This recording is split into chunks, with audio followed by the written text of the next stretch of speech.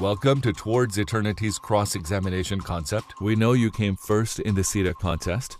There are some hadiths that people think are contradictory. That's what we're going to ask you about. While drinking blood is forbidden in Islam, there's an incident where our Prophet's blood was drunk. How is this acceptable? It's a contradiction, right? While one hadith forbids visiting graveyards, another allows it. Isn't that contradiction? Our Prophet, peace be upon him, talked about camel urine and recommended drinking it. Why did he recommend it? Isn't that a contradiction?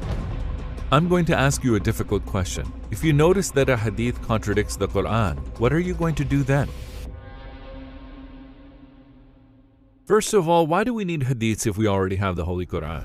The hadiths are needed to prevent confusion, because if we do not refer to hadiths as a first source to understand the Quran, the foundation of my understanding is lost. What I understand from a verse can be different to someone else's understanding of the same verse. Since this will vary from person to person, the first source we must refer to understand the Quran after the Quran itself is the hadith. Also, without the hadiths, we cannot understand the details of many commands in the Quran, such as prayers, zakat, pilgrimage, etc. There's no other way to understand their details. Those who do not accept hadiths still argue whether salah is 3 or 5 times a day, but those who believe in hadiths, those who accept hadiths as a second source after the Holy Quran, have no dispute about this whatsoever. Everybody accepts that the prayer is obligatory 5 times a day, or the fard of Salat al-Dhuhr is 4 rakat, or understands what the ratio of zakat on one's possessions is. But people who say I only accept the Quran think entirely different about this. In short, if we accept Quran as the only source, then consensus is not achieved even in the most basic things like the 5 daily prayers. Therefore, we need hadiths. Those who accept hadiths and practice according to them have consensus, while those who don't start to deviate. They say that hadiths are in conflict with each other. Is that correct? In fact, we've prepared a few and we'll be asking you about them in a minute. If the hadiths we are talking about are sahih and mutawatir, there can be no contradiction between them. Because in usul al-hadith, the maqam, place, time, condition, and addressee of a hadith can change. For example, in one of the hadiths, our Prophet, peace be upon him, says the best deed is the prayer performed at its appointed time, while in another, he, peace be upon him, says being kind to parents is the best deed. Yet in another hadith, he states that the best deeds are those done regularly, even if they are few. Such hadiths may seem textually contradictory, but essentially we have no contradiction in their texts at all. Such seemingly contradictory hadiths are called mushkil al-hadith. This means 2 maqbul hadiths, 2 accepted sahih hadiths that appear to be contradictory. Let's evaluate the hadith examples I gave. Which do you think is the best deed? I'll tell you, they're all the best. How? Here's the thing. If a person has a problem with praying on time, the best deed for him is to perform the prayer on time. We should perform prayer at its appointed time anyway, but it is the best deed for the one who has a weakness in this regard. In the other example, if a person is rebellious to their parents, the best deed for that person is to behave kindly towards his parents. Or if someone has a disorganized life, if he can't put his deeds in order, the best deed for him is the one he consistently does, albeit a little. So the best deed can change from person to person.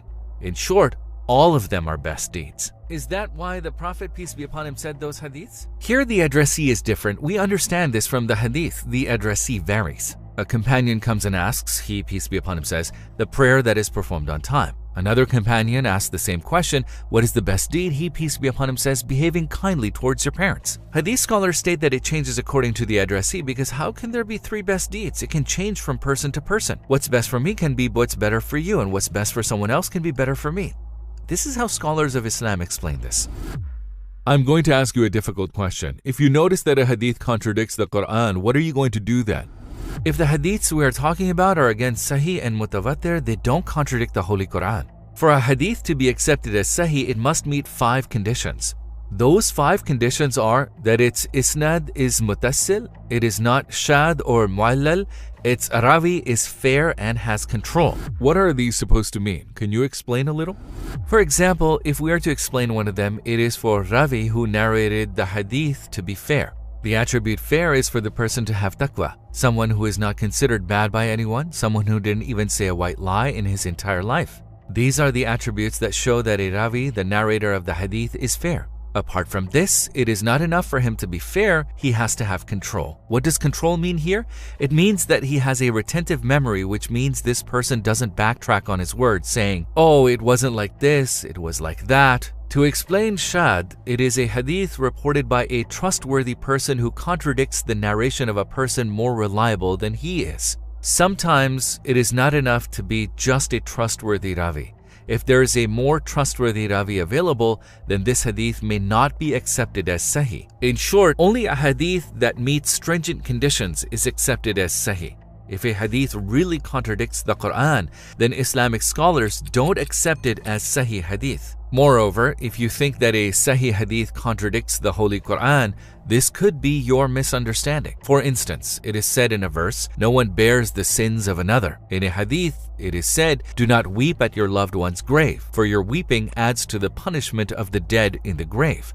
When we consider this verse, it is mentioned that no one will bear another's sin. In the hadith, because of one's weeping, it is stated that the punishment of the one in the grave will increase. If we compare it with the verse, it begs the question, how does one person's action increase the torment of the dead? However, when Aisha, may Allah be pleased with her, was asked about this hadith, she said that this hadith was about the infidels. During the period of Jahiliyyah, the infidels bequeathed to be wept after them.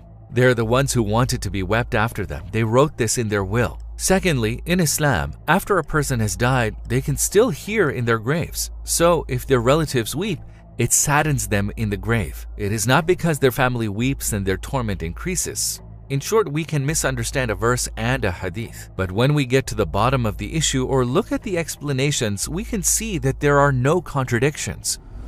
Okay, then I want the answer for this. Our Prophet, peace be upon him, talked about camel urine and recommended drinking it.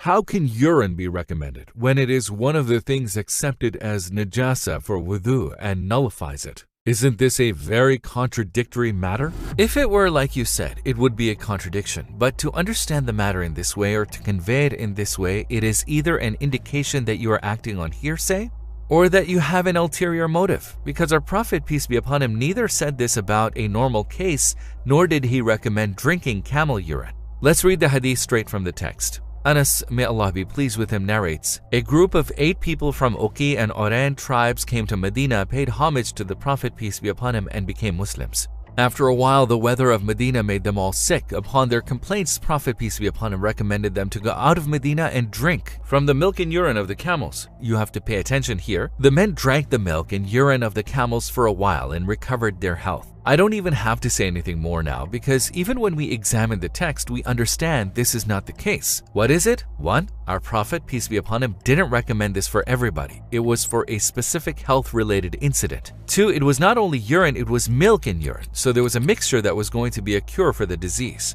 3. The treatment worked. They drank the milk and urine for some time and got rid of that disease. 4. Today, we know that animal urine is useful for internal health and skin diseases. Even Ibn Sina argued for it. He even mentioned that the most useful of these animal urines is that of camels grazing in the Arabian deserts, where the air is exquisite. In other words, the hadith is not a general recommendation. It was for a specific incident to treat a disease. While one hadith forbids visiting graveyards, another allows it. Isn't this a contradiction? At the same time, both of these hadiths are sahih according to the criteria you mentioned at the beginning of this video. I mean, how is that not a contradiction? If we handle the issue thoroughly, our Prophet, peace be upon him, initially prohibited that, since in the early years of Islam, people could not get rid of their habits from the period of Jahiliyyah.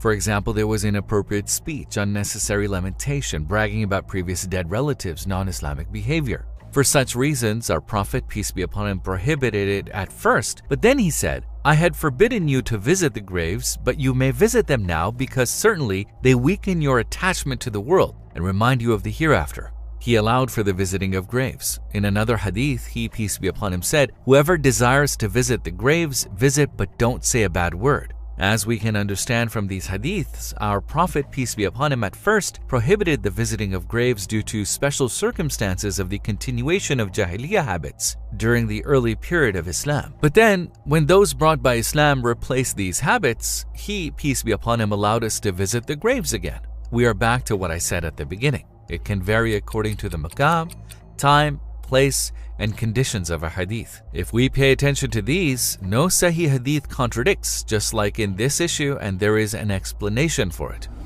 While drinking blood is prohibited in Islam, our Prophet, peace be upon him, has a hadith about drinking his blood. How is this acceptable? It's a contradiction, right?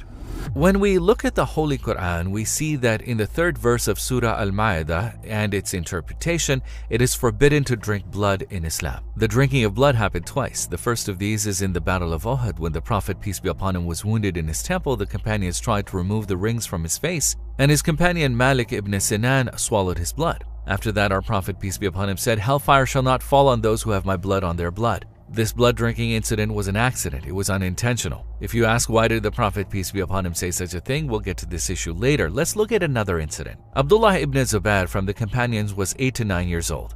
The Prophet, peace be upon him, tasked him to take his cupping blood and bury it.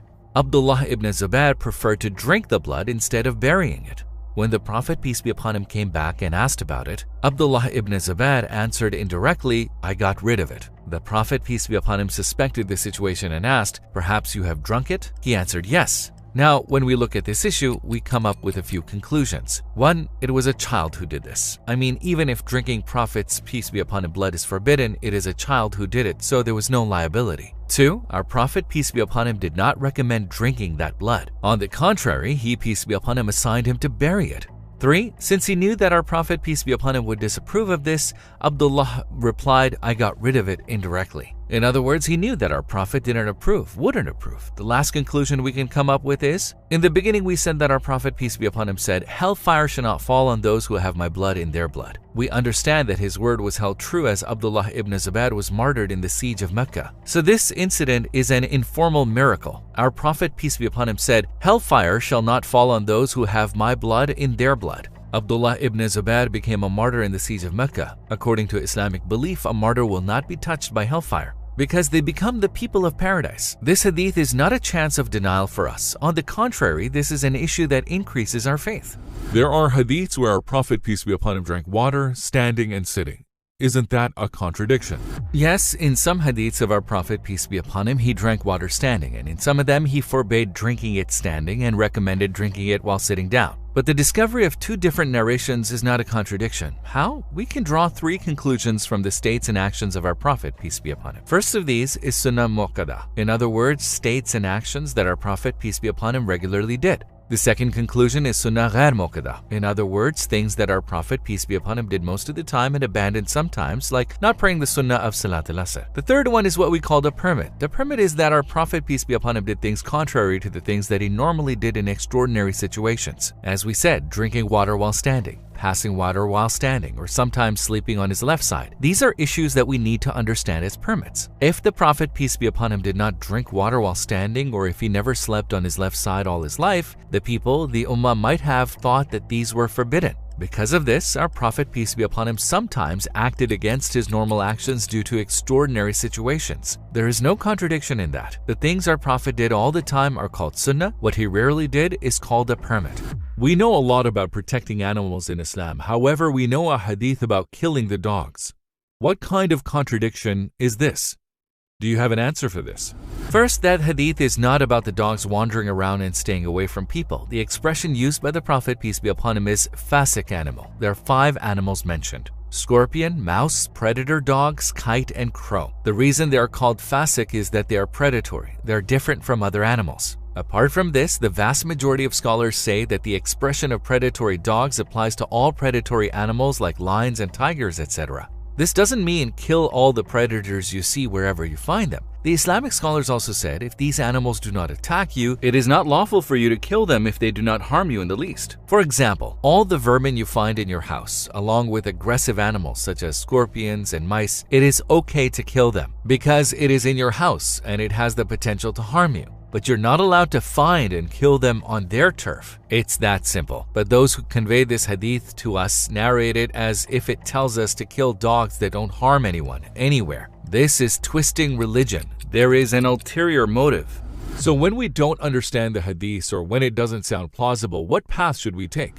When we first look at some hadiths, we may be confused and misunderstand. In this regard, the path we follow should be the same as the path the verse allows. Just as when we look at any verse when it confuses us at first, we look for its explanation in a tafsir. This should be the path we take with the hadiths as well, because when you read a hadith, it may be that you don't understand it at first. The actual meaning of the hadith may not be what I understand to be its meaning. So, in short, when we encounter any hadith, there must be an explanation for it. If there is no explanation, what I initially understood might not be true. Even the words spoken by any of us today can have 2 or 3 different meanings. Why can't it be the case for hadiths? So what we need to do is not to immediately deny a hadith, but to look up its explanation, and this is the right path to follow. Otherwise, when we deny the hadith, we won't be more knowledgeable in the religious field, or we won't understand the verses better. On the contrary, we will understand the verse according to our own desires and will do something wrong. Apart from this, the hadiths you come across every day, I assure you, Islamic scholars have already explained and narrated them in their works. So when you encounter a hadith, do not deny it if you do not understand it. Thank you for answering our questions. That's it for now. Every question, every issue you encounter has an answer, as long as you sincerely seek an answer and do not deny it. 3, 2, 1, action. Welcome to cross-examination. You have 60 seconds for each question. Really? Let go of the 60 seconds, for God's sake. I'm going to do something else. Yes. Tuwards-Eternity. Welcome to the competition.